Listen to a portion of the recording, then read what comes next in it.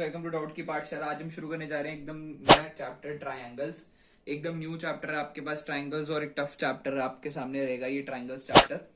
So students, lines and angles के बाद हम ट्रायंगल्स क्यों कर रहे हैं? क्योंकि जो आपने लाइंस एंड एंगल्स में पढ़ा है वही सेम टू सेम बेस आपको चाहिए ट्रायंगल्स चैप्टर के लिए। इसलिए हम ट्रायंगल्स चैप्टर कर रहे हैं। करने को तो हम कोई और चैप्टर भी कर सकते थे, बट लाइंस एंड एंगल्स से रिलेटेड रहेगा ट्रायंगल्स, और ट्रायंगल्स अगर आ गए तो ही आप उसके बाद क्वाड्रिलेटरल्स कर पाओगे, और क्वाड्रिलेटर सेकंड टर्म के आप लोगों को यूनिट टेस्ट में भी आ रहे होगा।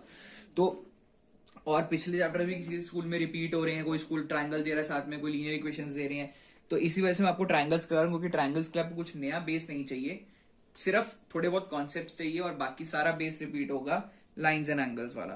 सो स्टार्ट कर रहे हैं ट्रायंगल्स चैप्टर के साथ। सबसे पहले आता है आपके पास मीनिंग ऑफ कॉन्ग्रुएंट। कॉन्ग्रेंट का मीनिंग क्या होता है? अगर मैं बोलता हूं दो शेप्स कॉन्ग्रेंट है, देखो कोई भी दो प्लेन फिगर्स को आप कॉन्ग्रेंट कब कहते हो? दो प्लेन फिगर्स को हम कॉन्ग्रेंट तब कहते हैं इफ एंड ओनली इफ, जब क्या होता है, कॉन्ग्रेंट कब कहा जाता है? जब उनकी exactly they have exactly same shape and same size. जब साइज भी सेम हो और शेप भी सेम हो तो हम कहते हैं उस फिगर को, उन दो फिगर्स को आपस में कॉन्ग्रेंट कहा जाता है। तो कॉन्ग्रेंट करते कैसे हैं वो मैं आपको समझा रहा हूं। देखें, सबसे पहले हम दो ट्रायंगल्स उठा रहे हैं।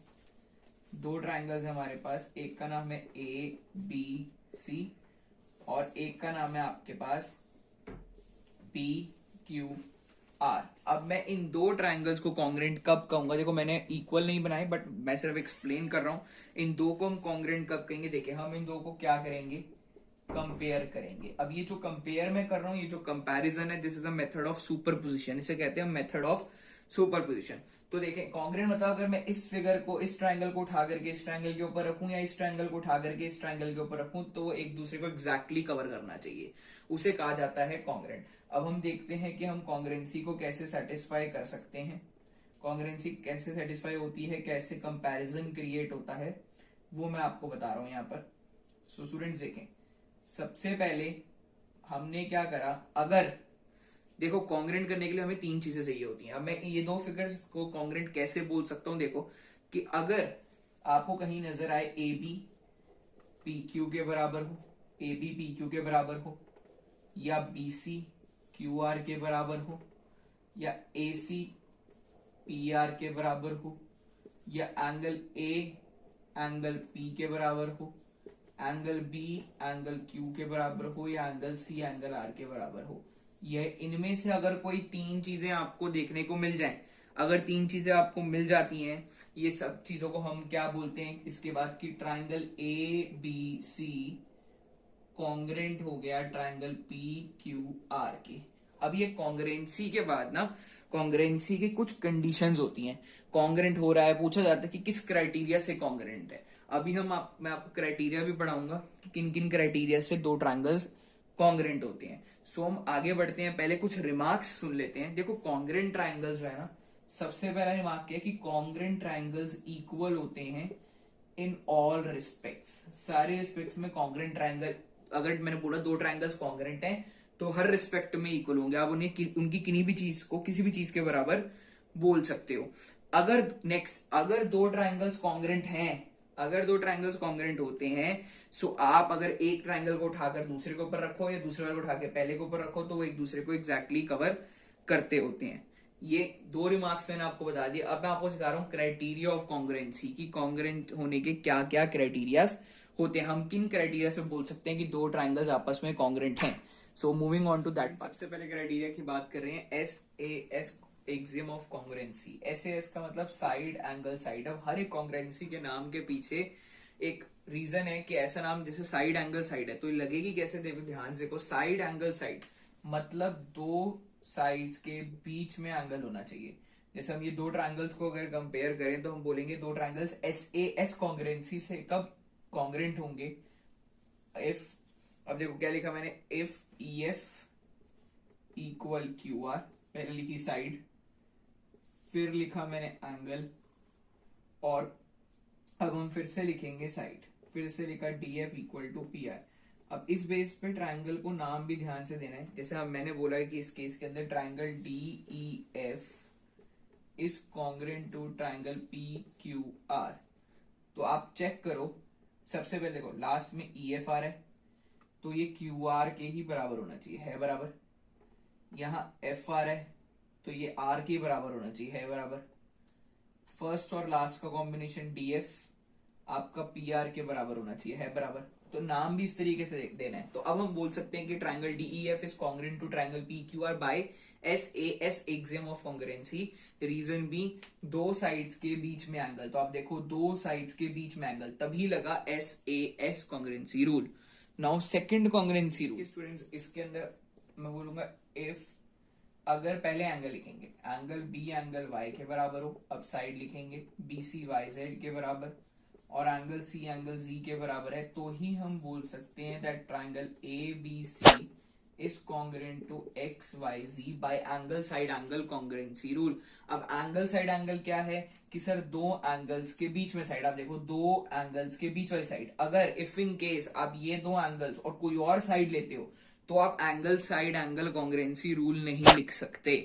हमेशा एंगल साइड एंगल क्या होना चाहिए, दो एंगल्स के बीच वाली साइड होनी चाहिए। तो आप देखो B के साथ Y जा रहा है, BC के साथ YZ जा रहा है, C के साथ Z जा रहा है, तो हमने नाम भी ठीक लिखा है। This is your second congruency rule. Moving on to the third congruency rule, that is angle angle side. देखिए स्टूडेंट्स, अब यहाँ पे हम क्या बोलेंगे कि अगर सबसे पहले एंगल लिखेंगे, मैंने लिखा if angle D equal to angle P, angle E equal to angle Q, EF equal to QR, तो ही हम बोल सकते हैं then only we can say that triangle DEF is congruent to triangle PQR।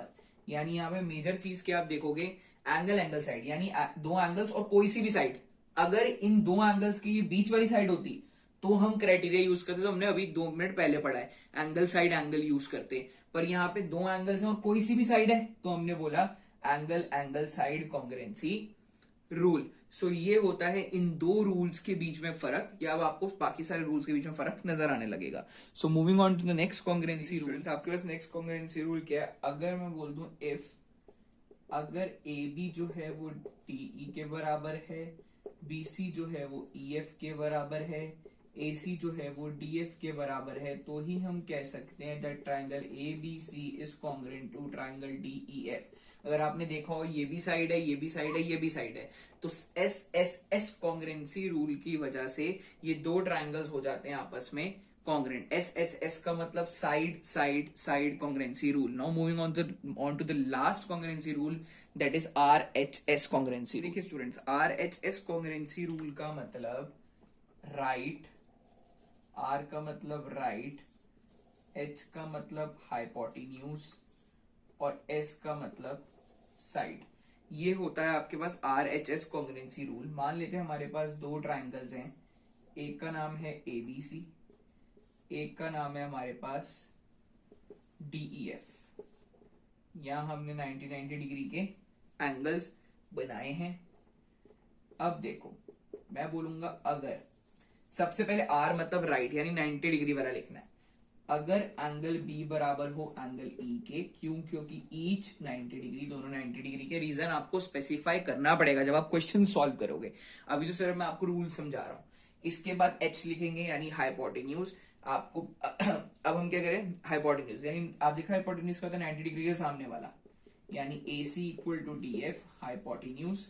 और अब साइड लिखेंगे यानी BC इक्वल टू EF। अगर ये तीन चीजें हो गई तो हम बोलेंगे triangle ABC is congruent to triangle DEF by RHS congruency rule, यानी right, hypotenuse, side. So students, these are all your axioms of congruency, और हम इन एक्सियम्स का यूज करके क्वेश्चन सॉल्व करेंगे।